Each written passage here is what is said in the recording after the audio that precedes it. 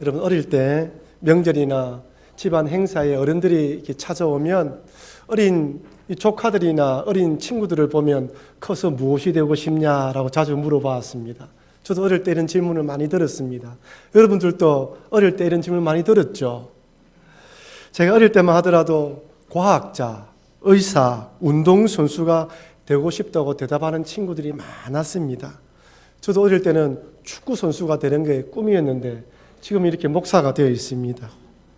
아마 여러분들 중에서도 어릴 때 그 꿈대로 지금 그 일을 하시는 분도 계시겠지만 아마 대부분이 어릴 때의 꿈은 꿈이었고 지금은 또 다른 길을 걸어가고 계실 것입니다. 요즘 청소년들은 어떤 사람이 되고 싶어 할까요? 2017년 교육부와 한국직업능력개발원에서 초, 중, 고등학생 한 5만 명을 대상으로 선망하는 직업에 대한 조사를 한 결과가 나왔습니다. 이 자료에 따르면 4위가 경찰, 3위가 의사, 2위가 운동선수, 1위가 누군지 아십니까? 연예인? 선생님이었습니다. 2017년도, 18년도는 어떻게 된지 모르겠는데 선생님이라고 이야기를 합니다. 우리 교회에도 선생님 몇 분 계시지만 말씀을 들어보면 너무너무 아이들 가르치기 힘이 든대요. 옛날에는 몽둥이 하나로 60명을 가르치는데 지금은 20몇 명 되지 않는 아이들도 관리하기가 너무 힘들다고 이야기를 합니다. 그래도 선생님이 아이들 눈에는 선망, 되고 싶은 직업 1등입니다. 근데 여러분, 무엇이 되고 싶은가도 중요하지만 어떤 사람이 될 것이냐가 더 중요합니다. 아무리 사람들이 선망하고 자기가 원하는 직업을 가졌다 할지라도 어떤 삶을 살 것인가에 대한 자기 스스로의 답을 가지지 못하면 내가 원하는 곳에 도착해서 그 자리에서 성공한 삶을 살 수 없는 것이죠. 행복한 삶을 살 수 없습니다. 그래서 아이들에게 무엇이 되고 싶냐라고도 물어야 되지만 어떤 사람이 될래라고 또 물어야 됩니다. 이 두 가지 질문에 대한 답을 아이들이 가질 수 있도록 가르쳐야 되는 것이죠. 어떤 사람이 되고 싶냐라는 질문을 또 다른 말로 표현해 보자면 성공을 무엇이라 생각하느냐라고 묻는 것과 동일합니다. 각자가 성공을 어떻게 정의하냐에 따라서 삶의 방향이, 삶의 목표가 달라집니다. 한때 서점에는 성공하는 방법에 대해서 알려주는 책들이 유행했습니다. 아이들에게 먹을 것을 주고 조금 참는 훈련, 잘 참는 아이들이 성공한다고 이야기해주는 마시멜로의 이야기. 그죠? 또한 자신의 분야에서 최고의 자리에 오르기 위해서는 1만 시간 동안 꾸준히 노력하면 된다는 1만 시간의 법칙을 알려주는 아웃라이더. 그 외에 성공하기 위해서는 한 분야의 전문가가 되어라, 열정을 가지고 달려가라고 조언을 합니다. 물론 요즘에는 이런 법칙에 대해서 조금 잘못되었다라고 이야기하는 책들도 있지만 그러나 성공하기 위해서는 불군의 의지와 피나는 노력을 해야 되는 것은 사실입니다. 2015년에 한 온라인 취업 포털 사이트에서 성인 남녀 2023명에게 대한민국에서 성공하기 위한 가장 필요한 조건들이 무엇인가라고 설문조사를 했습니다. 3위가 인맥입니다. 많은 사람을 알아야 된다는 것이죠. 2위가 집안 배경이었습니다. 1위가 무엇인 줄 아십니까? 경제적 능력이었어요. 경제적으로 능력이 있고 집안이 좋고 이곳저곳 많은 사람들이 알고 있으면 성공 확률이 높다는 것이죠. 근데 여러분, 성공하기 위한 방법을 찾아내고 피나는 노력하고 성공하는 조건을 갖추는 것도 중요하지만 더 중요한 것은 각자가 성공이 무엇인가에 대한 정의를 내려야 한다는 것입니다. 여러분, 성공이 무엇입니까? 보편적으로 세상 사람들이 성공이라 말하면 무엇이라 말합니까? 사람들이 알아주는 직장, 출세하는 거, 돈 많이 버는 거, 인정받는 거, 유명해지는 것을 말합니다. 그렇다면 유명해지면 다 성공한 사람입니까? 한 대기업에서 아무도 2등을 기억하지 않습니다라고 광고한 적이 있었죠. 오래전에 광고했습니다. 1등이 되겠다, 초인류 기업이 되겠다는 목표를 세웠지만 그렇다면 2등은 3등은 그 나머지 사람은 실패한 사람입니까? 그렇다면 여러분과 저는 실패한 사람에 속할 것입니다. 하지만 오지나 산속 깊은 곳에서 자연인으로 살아가는 사람을 향하여 아무도 실패한 인생이라 말하지 않습니다. 사회와 좀 동떨어져서 자기만의 목표를 가지고 살아가는 사람을 향하여 나고자라 이야기하지 않습니다. 오히려 여러분 주변에, 우리 주변에 성공하고 출세한 자리에 올라섰지만 밤에 잠을 자지 못하고 이런저런 일로 괴로워하고 우울증에 걸려서 죽고 싶다고 말하는 사람이 얼마나 많습니까? 각자가 성공에 대한 바른 정의를 내리지 못하면 어떤 성공한 자리, 출세한 자리 있다 할지라도 결코 행복한 것이 아닙니다. 그다음 여러분, 우리 그리스도인들에게 성공은 무엇일까요? 과연 어떻게 살아야지만 하나님으로부터 잘했다 칭찬받을 수 있는 그런 사람이 되겠습니까? 그것은 바로 주어진 상황과 환경 속에서 하나님 나라 복음을 전파하며 화목회하는 사명을 잘 감당하는 것입니다. 무엇을 하든 어떤 상황에 직면했든 현재 여러분이 있는 그 자리, 그 직업, 그 사업터, 그 가정, 우리 교회 이 상황 가운데에서 주변 사람들에게 복음을 전하고 고치고 회복해야 하는 사명, 그 사명을 잘 감당하면 하나님은 잘했다 칭찬해 주는 것입니다. 그때 우리 마음속에 참된 기쁨과 만족이 찾아오는 것이죠. 지난주에 살펴보았던 예수님의 제자들 한번 보십시오. 세상적으로 볼 때 예수님의 제자들의 직업은 어부, 세리 출신이었고 열심단원도 있었습니다. 그 당시 사람들이 보기에 보암직하고 인정해 줄 만한 그런 직업은 아니었습니다. 쉽게 말하면 보통 평범한 사람이었던 것이죠. 근데 예수님의 제자가 되어 예수님 주신 능력과 권위를 가지고 각 마을로 다니며 복음을 전파하며 고치라는 예수님의 명령을 받았습니다. 그리고 그 결과가 어떻게 되었습니까? 누가복음 9장 6절입니다. 같이 한번 읽어보겠습니다. 제자들이 나가 각 마을에 두루 다니며 곳곳에 복음을 전하며 병을 고치더라. 9장 6절이 예수님의 사명을 들은 제자들이 행한 결과입니다. 그 제자들은 각 마을로 가서 두루 다니며 곳곳에 복음을 전했고 병을 고쳤습니다. 여러분, 여러분의 삶이 끝났을 때 여기 제자들이라는 곳에 여러분의 이름을 이어야 됩니다. 김경동이가 나가 각 마을에 두루 다니며 곳곳에 복음을 전하며 병을 고치고 죽었더라.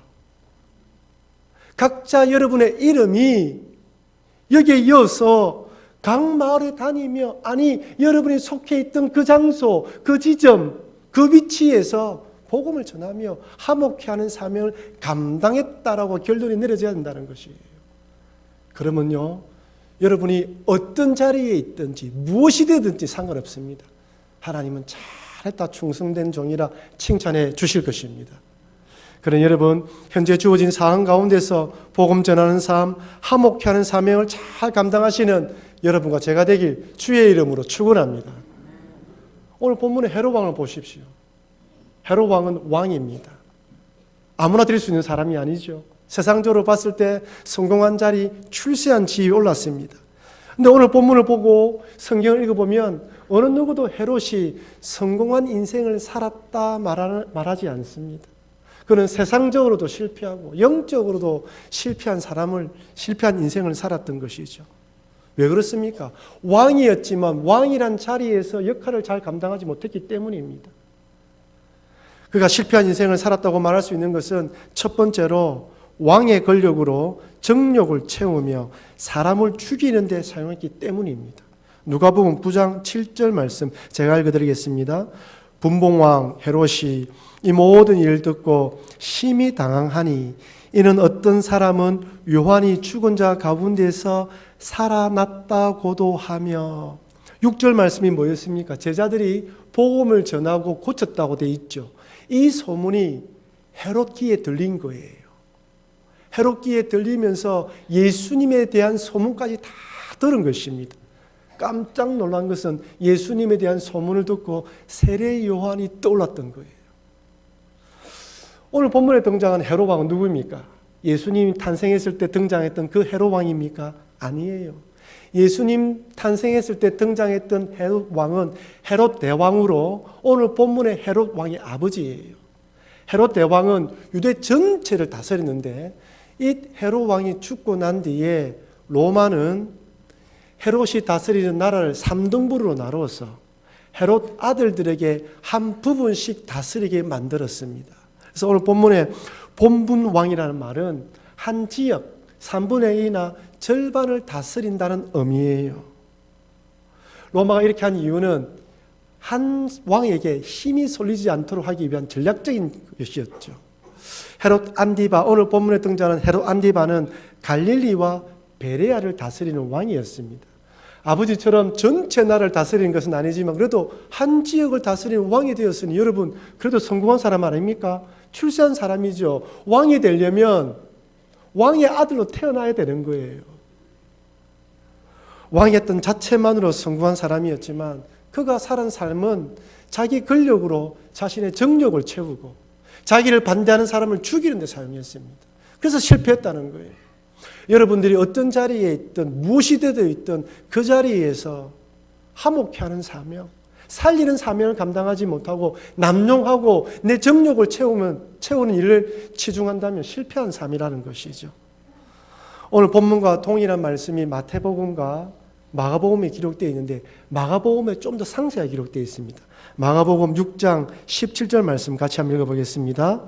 전에 헤롯이 자기가 동생 빌립의 아내 헤로디아에게 장가 등고로 이 여자를 위하여 사람을 보내어 요한을 잡아 옥에 가두었으니, 본문에 여기 등장한 헤롯이 헤롯 안디바입니다. 헤롯 안디바는 아라비아 왕 아레다 4세의 딸과 결혼했어요. 오늘 본문에 등장하는 헤로디아는 헤롯 안디바의 동생과 결혼했습니다. 둘 다 결혼한 사람이에요. 그런데 헤롯 안디바는 정략 결혼했기 때문에 자기 동생 아내를 보는 순간 매우 매력적으로 생각했고 그를 좋게 생각한 것입니다.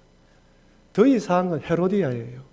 헤로디아도 이미 결혼했잖아요. 근데 문제는 헤로디아가 자기 남편을 바라보니까 자기 시아주분인 헤롯 안디바에 비해서 비록 한 분봉왕이었지만 땅이나 권력이 작았던 거예요. 야망이었던 이 여인은 헤롯 안디바가 자기를 좋아하는 것을 알고 권력을 차지하기 위해서 자기 남편과 헤어지고 헤롯 안디바와 다시 결혼한 것입니다. 다시 말씀드리면 헤롯 왕은 정욕에 빠졌고 헤로디아는 권력을 탐한 것이에요. 두 사람의 욕심이 만나서 각자 본부인과 남편을 버리고 결혼한 것입니다. 이것을 안 세례 요한이 신랄하게 비판하죠. 왕이었지만 그렇게 하면 안 된다고 비판하니까 헤로디아는 세례 요한을 원수처럼 생각하고 죽이라고 이야기를 하고, 헤롯은 그런 세례 요한을 거룩한 사람으로 알았기 때문에 죽이지 못하고 감옥에 가둡니다. 여러분, 자기가 잘못한 것을 깨달았을 때는 회개하고 돌이키면 문제가 해결되는데 덮으면 덮을수록 더 문제가 심각해지게 되죠. 요한의 문제가 끝났다고 생각했는데 헤롯의 생일날 헤로디아의 딸이 아버지의 생일을 맞이하여 춤을 춥니다. 너무나 기쁜 나머지 헤롯 왕이 딸에게 네가 원하면 무엇이니 다 들어주겠다라고 이야기를 했고, 엄마의 사주를 받은 이 딸은 세례 요한의 목을 담아서 쟁반에 가져와 달라고 이야기를 합니다. 왕이었기 때문에 말한 것에 책임을 져야 했던 헤롯 왕은 결국 세례 요한을 죽이고 마는 것이죠. 왕의 권력으로 정력을 채우고 어려운 사람을 죽이는 데 사용했던 세례 요한. 여러분, 헤롯 왕은 행복했을까요? 즐거움과 기쁨이 많았겠습니까? 아닙니다. 오늘 본문 말씀 보십시오. 제자들의 파송으로 각 마을에 복음이 전해지며 병이 고침받는 역사가 일어나면서 예수님에 대한 소문이 자기 귀에 들려오자 어떻게 생각합니까? 죽였던 세례 요한이 살아난 것으로 받아들여요. 마가복음 6장 14절입니다. 같이 읽어보겠습니다. 이에 예수의 이름이 드러난지라 헤롯 왕이 듣고 이르되 이는 세례 요한이 죽은 자 가운데에서 살아났도다.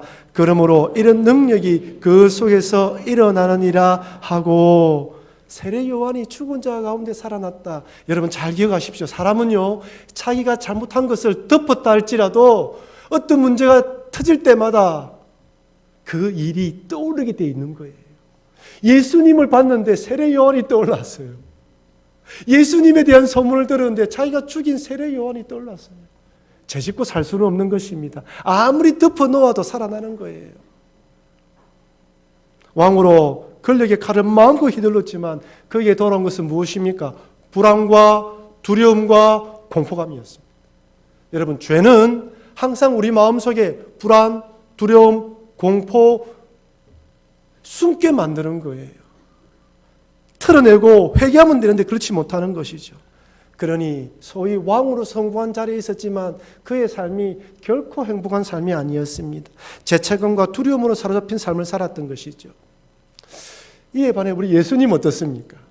하나님의 아들로서 동등됨을 취하지 않으시고 이 땅에 오시는데 목수의 아들로 오셨습니다. 오늘날로 따지면 흙수저로 오셨죠. 사람들이 알아주지 않고 인정해주지 않는 그런 신분으로 오셨지만 예수님에게는 하나님의 능력이 있었습니다.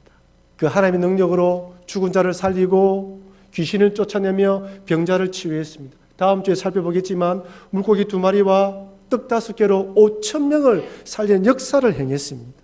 목수의 아들이었지만 하나님의 아들이었어요. 여러분, 제가 질문 하나 드리겠습니다. 예수님께서 이 땅에 계시는 동안 하나님의 신적인 능력으로 자기의 배를 채우기 위해서 이용한 적이 있습니까? 광야 40일 동안 금식하는 가운데에 배가 굶주렸을 때 사단 마귀가 돌을 떡으로 만들어 먹으라고 했어요. 여러분, 우리는 할 수 없지만 예수님은 돌을 떡으로 만들어 먹을 수 있습니다. 자기 배를 채우기 위해서 돌을 떡으로 만들어 먹지 않았어요. 십자가에 달려 돌아가실 때 로마 군병들은 침을 뱉고 채찍으로 때리며 손과 발에 못을 박았습니다. 지나가는 사람들은 네가 하나님의 아들이면 내려오라고 희롱하며 조롱했습니다. 대제사장과 서기관과 종교 지도자들은 그가 남은 구원하였으되 자신은 구원하지 못했구나라면서 모욕했습니다. 이런 자들을 향하여 헤롯 왕처럼 세례 요한이 자신을 비판했을 때 칼을 들어 죽였던 것처럼, 감옥에 가도 칼을 들어 죽였던 것처럼 예수님은 그렇게 하지 않았습니다.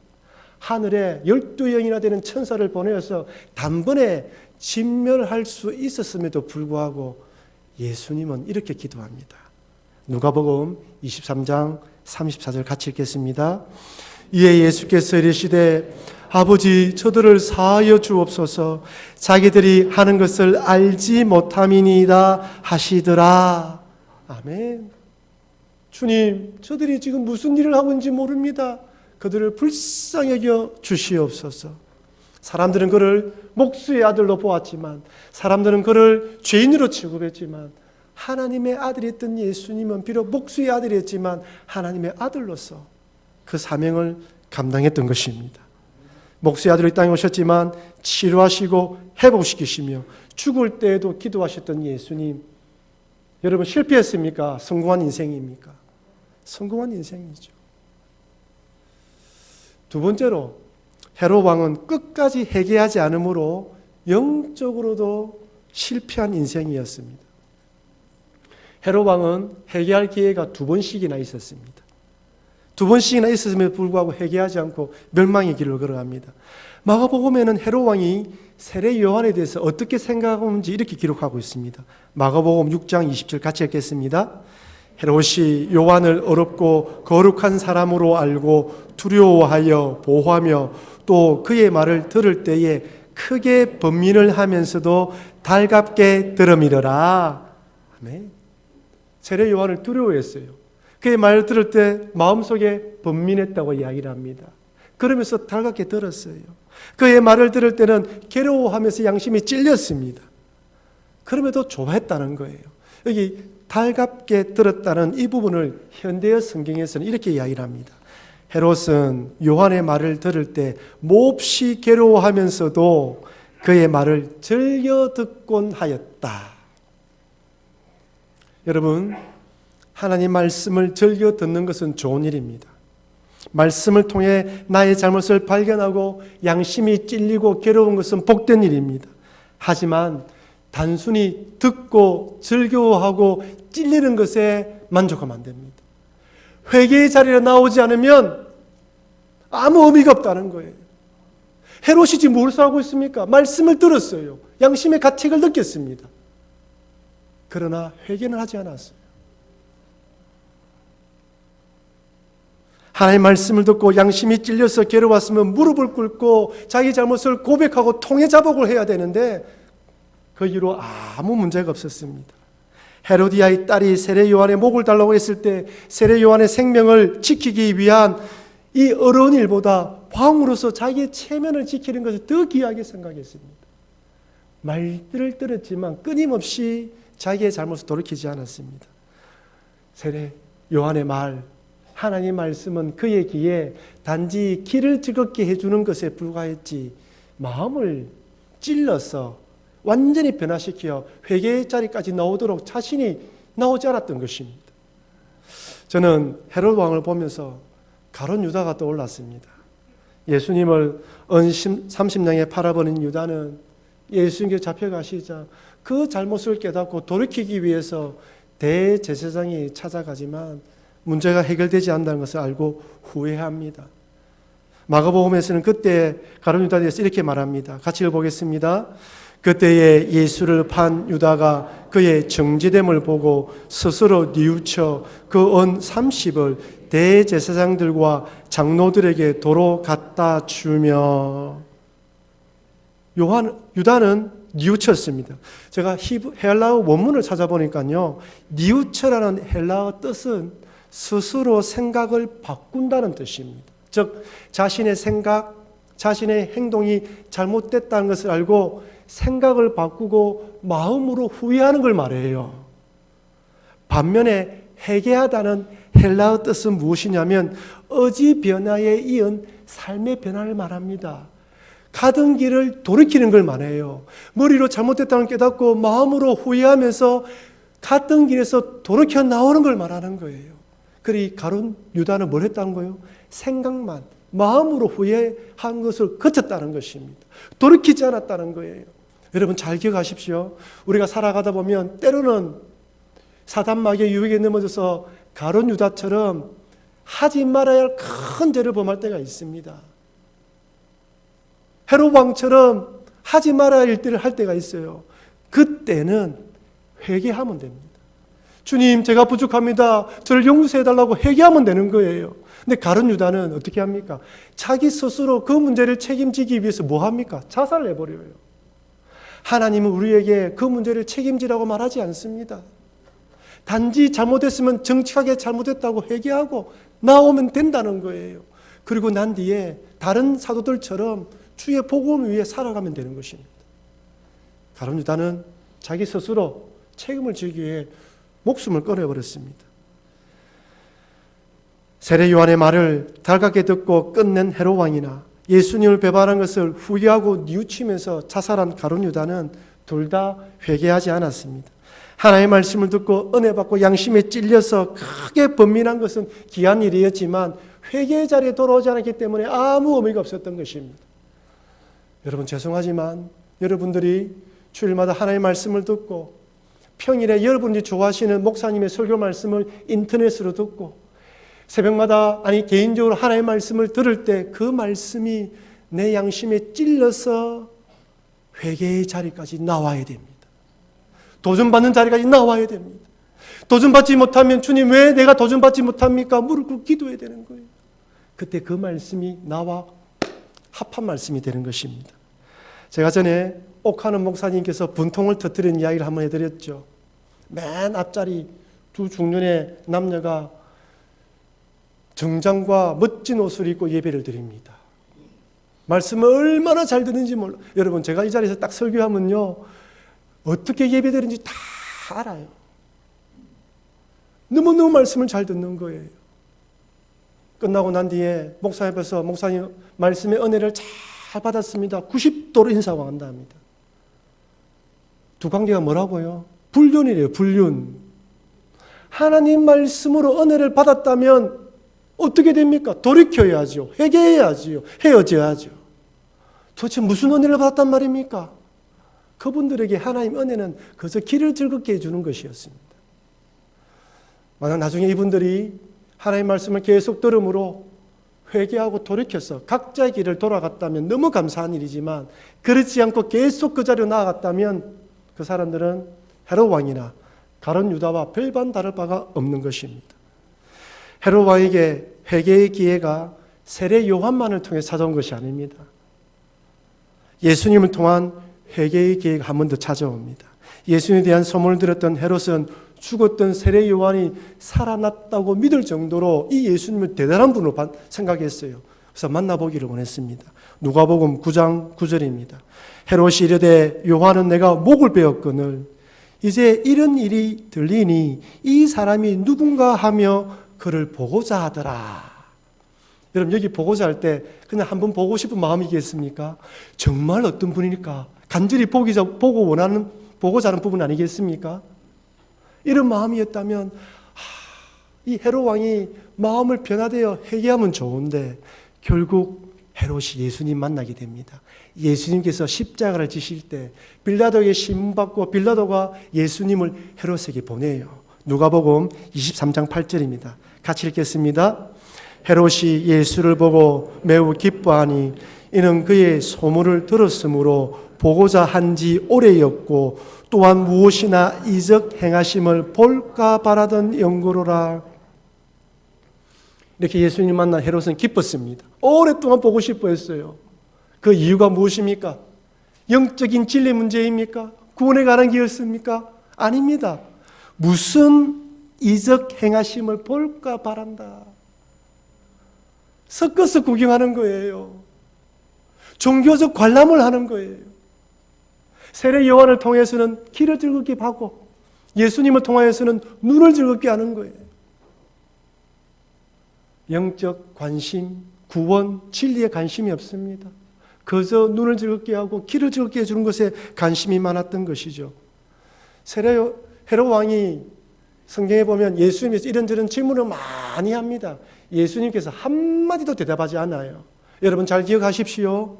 영적 진리, 구원에 대한 관심, 하나님 나라에 대한 관심, 하나님에 대한 관심을 가진 자들에게는 성령께서 마음을 열어 하나님의 말씀을 들을 때 깨닫게 만들어주시지만, 귀를 즐겁게 만들어주고 눈에 대한 구경을 오른 사람들은 말씀하시지 않으셔요.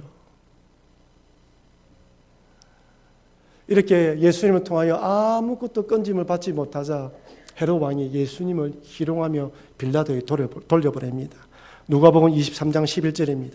헤롯이 그 군인들과 함께 예수를 업신여기며 희롱하고 빛난 옷을 입혀 빌라도에게 도로 보내니, 주의 길을 예비했던 세례 요한, 육신의 몸을 입고 이 땅에 오신 하나님의 아들을 만났음에도 불구하고 헤롯 왕, 그 당시 왕으로서 성공하고 출세한 자리에 올랐지만 그는 실패한 인생이라 말할 수밖에 없는 것입니다. 역사의 기록에 의하면 헤롯 왕에게 이혼당한 이 본부인이 자기 고국으로 돌아갔잖아요. 아버지가 화가 났습니다. 아라비아 왕이 수욕을 느끼고 헤롯 관할의 영토를 침공하게 되었고 헤롯이 큰 어려움을 당하게 됩니다.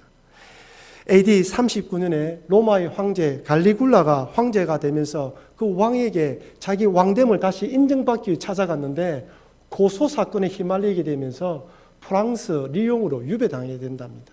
그리고 그곳에서 쓸쓸하게 죽음을 맞이했다고 기록되어 있습니다. 사랑하는 성도 여러분, 세상 관점에서 헤롯 왕은 왕이기 때문에 성공한 인생, 출세한 사람이라 할 수 있습니다. 하지만 그의 삶을 돌아보면 세상적으로 왕의 권력을 이용하여 자신의 정욕을 채우며 죄 없는 사람을 죽이는 데 사용했습니다. 그래서 세상적으로 실패한 사람입니다. 아울러 또한 세례 요한과 예수님을 대면했음에도 불구하고 회개하지 않아 구원받지 못함으로 영적으로도 실패한 사람입니다. 왕으로서 성공한 인생처럼 보였지만 실패한 삶을 살았던 것이죠. 여러분도 마찬가지입니다. 여러분이 어디서 무엇을 하든지 그 자리에서 주님 주신 지위, 은사와 재능을 가지고 세상을 살리고 치료하는 데 사용하는지, 내 정욕과 내 욕망을 위해 사용하는지 판단을 받게 될 것입니다. 하나님의 말씀을 듣고 들을 때마다 그 말씀을 가지고 어떻게 내 삶에 적용시키는지로 통하여서 영적으로 성공한 사람인지 실패한 사람인지 판단받게 될 것입니다. 그럼 여러분, 무엇이 되는 것, 어떤 자리에 있는 것이 중요한 것이 아니라 내가 현재 있는 그 자리에 하나님께서 나를 파송했고 나를 보냈다는 것을 믿고 그 자리에서 복음을 전하시면서 힘들어하는 자, 약한 자를 위해서 기도하고 고치고 회복하며 화목케 하는 사명을 잘 감당하셔서 주님 앞에 섰을 때 잘했다 칭찬받는 여러분과 제가 되길 주의 이름으로 축원합니다.